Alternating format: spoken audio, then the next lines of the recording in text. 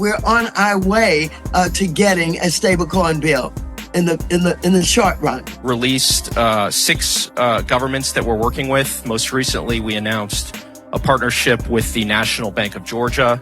Chairman of the SEC, Gary Gensler, followed me at MIT. He was an MIT professor. He taught a course on blockchain. He knows what he's talking about. People who work there, the chief economist there, again, another colleague from MIT, they are not idiots. It's just really, really hard to do. The bank recognizes the importance of interoperability between services, but is otherwise technology neutral. The issuance of stable coins is highly competitive outside of banks. Hence, XRP being greater than XLM. Made their digital custody platform going live. We can serve our clients dealing with settlement and custody of digital assets. 2 processes, distributed ledger as well as existing capital markets business, will coexist the next decade. You have to go through 4 or 5 different Swift hops. USDC is one Swift hop. Well, there's no Swift hop. And effectively, it's a real-time funding mechanism. Their investors are starting to realize that Bitcoin is not suitable for day-to-day transactions. Look at this guy over here. He's just realizing that by sending transactions in Bitcoin, he's going to end up losing a substantial percentage of his investment.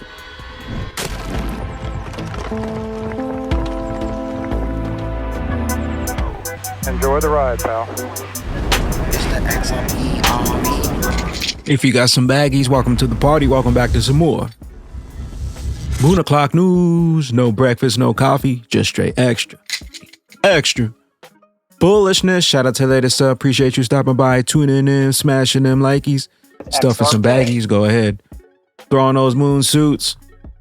Throw on those pilot shades. Buckle up, because the future's extra, extra.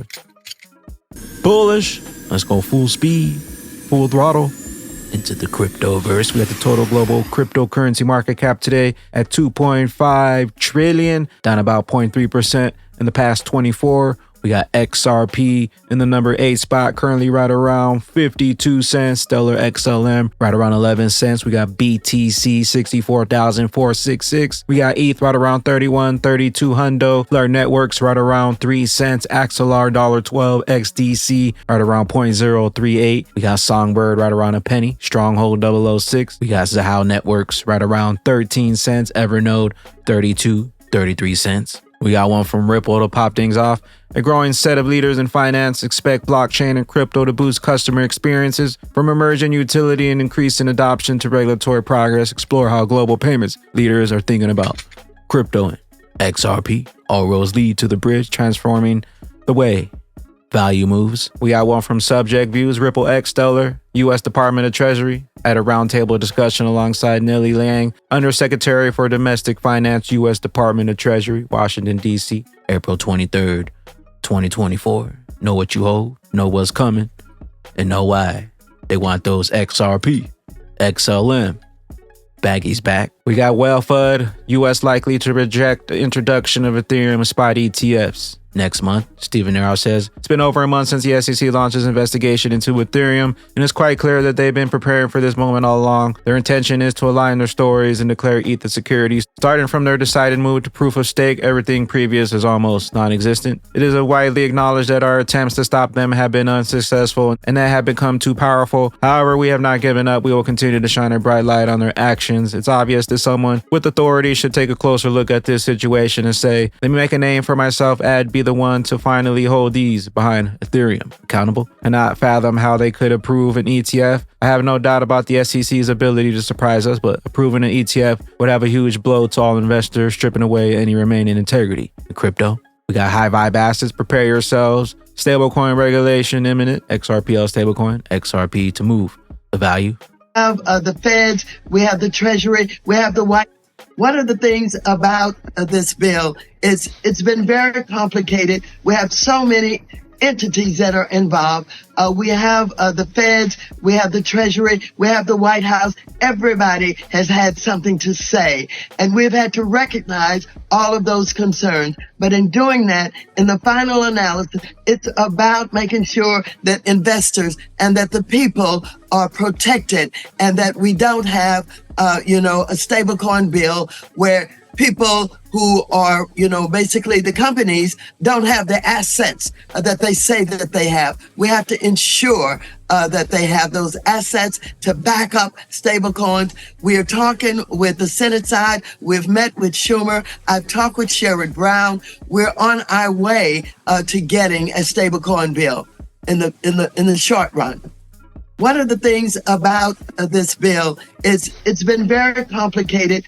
Stablecoin regulations, Ripple versus SEC finality, stablecoin on the XRP ledger, IPO. We got one from NerdyX. By 2025, all reserve currency, high-value payment systems will have fully transitioned to the rich ISO 20022. Know what you hold? We got XRP drop stablecoin projects. All of those projects are unique and different for us. Ripple is officially and unofficially preparing for all global conditions. From different third-party analyst groups.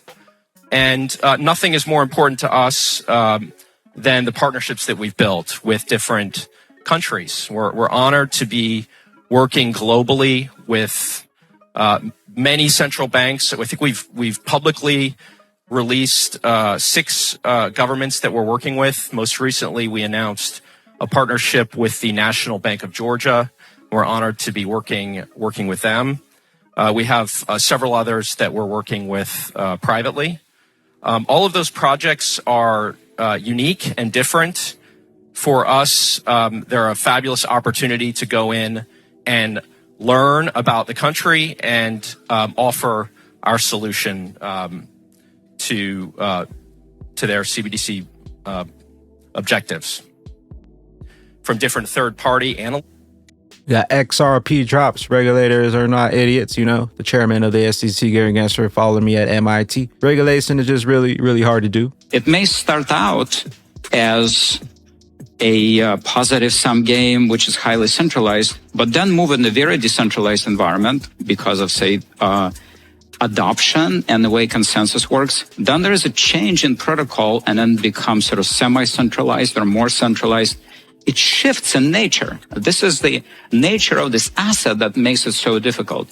As a former regulator, I could tell you, regulators are not idiots. The chairman of the SEC, Gary Gensler, followed me at MIT. He was an MIT professor. He taught a course on blockchain.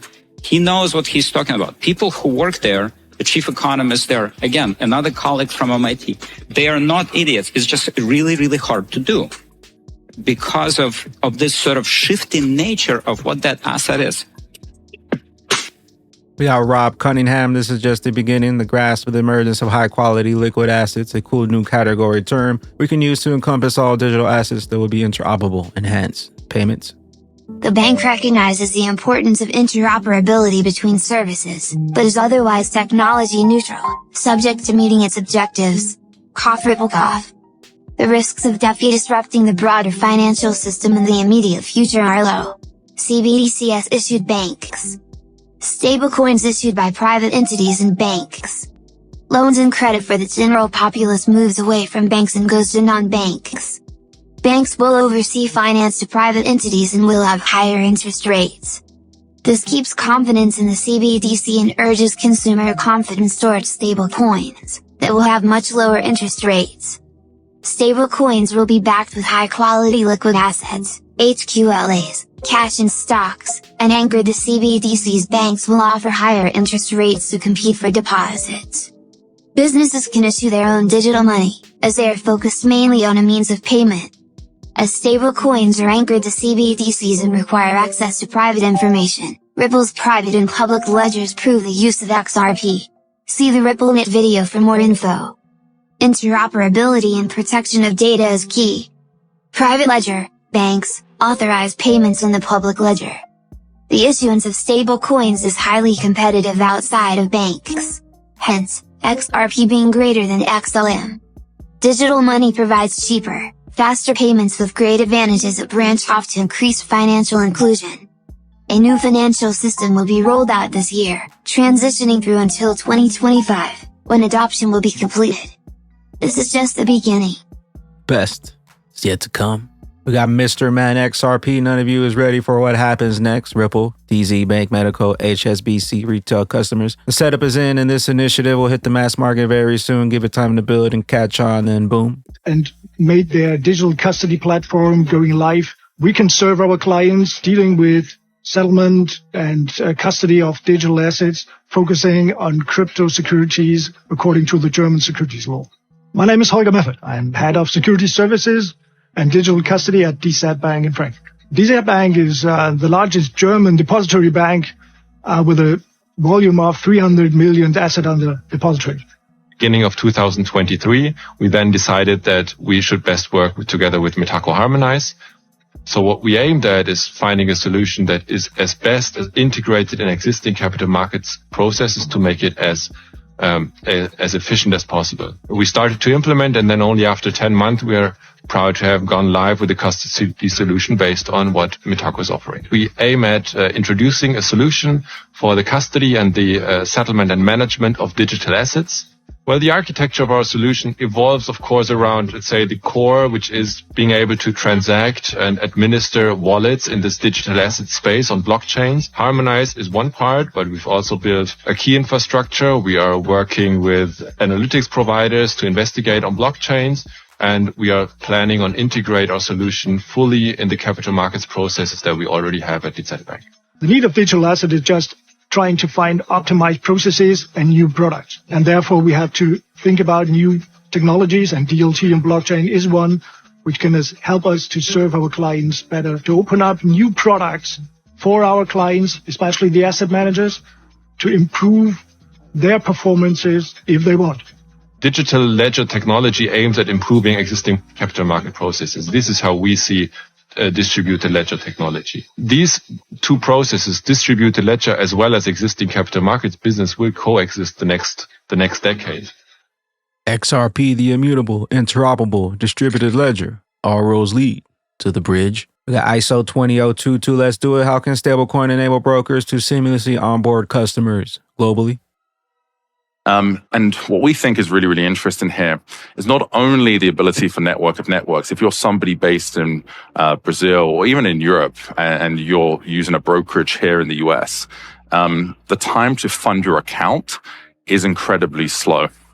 But also the transaction fee is also really, really high. And so stable coins can be used as a mechanism for this transfer of value. So effectively the flow is, you fund your zero hash account in USDC. Again, this is all through API. And so you can do it through the brokerage native experience. We then sweep that USDC into USD, and we can fund your brokerage account within minutes and for a fraction of the cost. What we think is also really, really interesting here is the movement towards T+1 settlement in the equities world. T+1 settlement is going to cause issues given the velocity and movement of money. Boney, for example, in 2024, just a month ago, said that a third of all trades people do not know how these are going to settle. And so the way to move money, if you move money on Swift, for example, we're talking to customers, if they're based in, for example, South Korea, they have to go through 4 or 5 different Swift hops. USDC is one Swift hop. Well, there's no Swift hop. And effectively, it's a real-time funding mechanism. And then as we think about moving from T+1 to 2U0, this use case and applicability of stablecoins we think is only going to grow. We got one from Edo Farina. Bitcoin blockchain is falling apart. With Bitcoin below 70K, mining won't be profitable. Their investors are starting to realize that Bitcoin is not suitable for day-to-day transactions. Look at this guy over here. He's just realizing that by sending transactions in Bitcoin, he's going to end up losing a substantial percentage of his investments. People were buying Bitcoin thinking that 0.1% Bitcoin would actually make them millionaires. That couldn't be more wrong. As a matter of fact, Bitcoin is expensive, slow, and not energy efficient. Bitcoin even consumes as much energy as Greece, according to the last reports. So it's clearly not sustainable. There is a global agenda about carbon credits. Doesn't mean I agree with the agenda. It's quite the opposite way. But we can't deny there is an agenda. And when you start to realize that Bitcoin was created by a 3-letter government agency, then you understand that Bitcoin has no place on the new financial system.